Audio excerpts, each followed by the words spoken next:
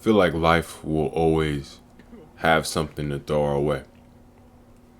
Like, no matter what the circumstance, we're always going to find something, a negative aspect of it, at which to focus on and complain and to, give ourselves the excuse to not. But I think that we have to realize eventually that we have to keep going. We have to keep moving forward in a way. Holding ourselves back with these past circumstances and, when we see obstacles in our path, only prohibit us from greatness, We have to continually push forward and lean into our goals. Otherwise, they become the sacrifice. If you fail to sacrifice for your goal becomes the sacrifice. That is to say that as long as we don't put our conscious effort into the things at which we want to attain, the more susceptible they are to slipping out our grasp or no longer becoming a possibility for our life. So, the implication of this is to be devout. Focus on what you want and focus every day to get towards that. Even when obstacles come in your path, you have to realize that, you're bigger than them and you've made it to this point now, if you're even watching this. So, what's stopping you from making it to the next point? I believe that within the mind of man, anything is possible.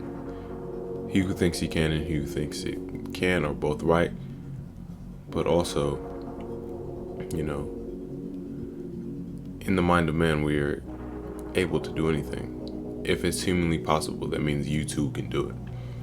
That's to say that, there is nothing that distinctly sets us apart in terms of, how successful we become. It's really just a matter of our mentality and outlook on the world, our perspective on the things that occur and what we learn and what we take from them and how we apply that to our everyday life.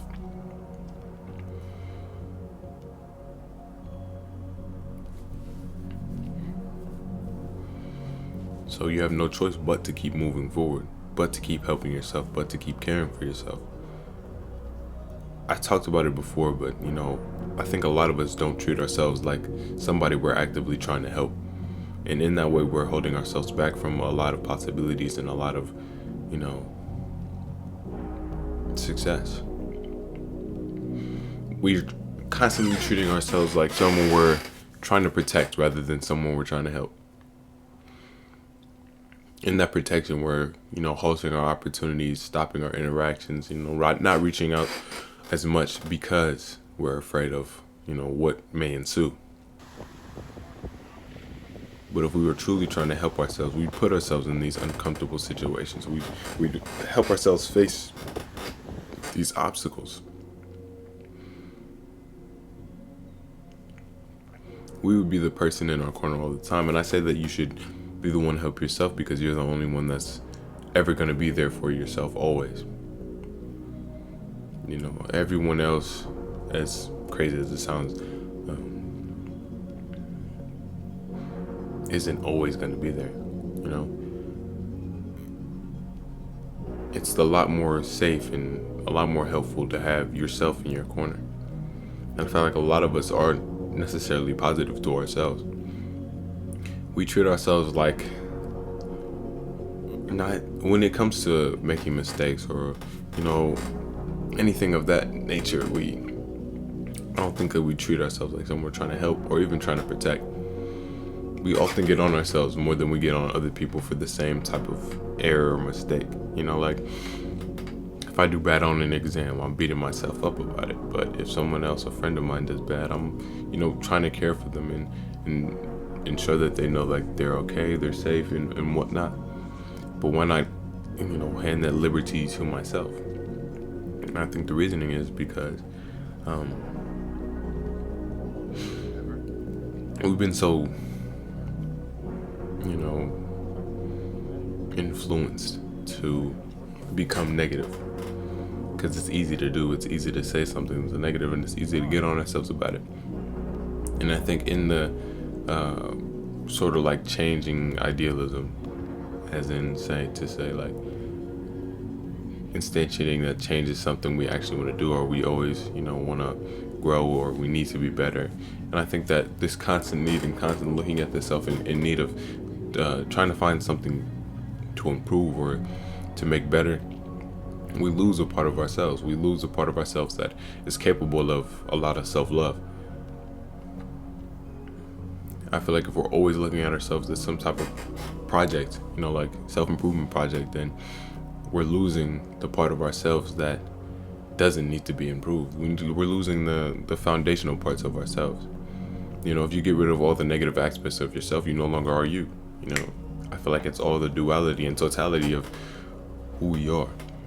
It's not necessarily one thing. It's not just the positive instantiations of your expression, rather, a realization that everything is within you all at once. Now, you don't necessarily have to express your negativity. I don't think that's what I'm trying to say here or trying to get at.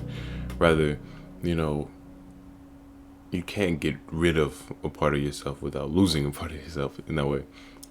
To alter any type of negative thing in that spectrum would be to transmute it, turn it into something else rather than get rid of it entirely.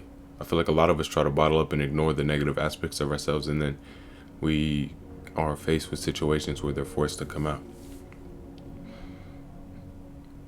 So, and there's no point in that. That's why I'm saying we have to keep going. Like, you have to keep on moving forward. There's no other point but to keep moving forward. If we're supposed to sit here and remain stagnant, then why are there no rewards for doing so? I think the whole point is to keep on pushing and keep on experiencing and learning and never end.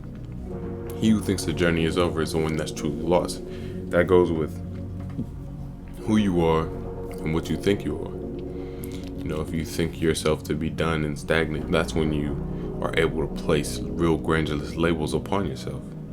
It's when you're able to be like, you're this way and I don't like that. But if you always treat yourself as something that is able to change, then you can never pin yourself down. You just realize that you have some work to do.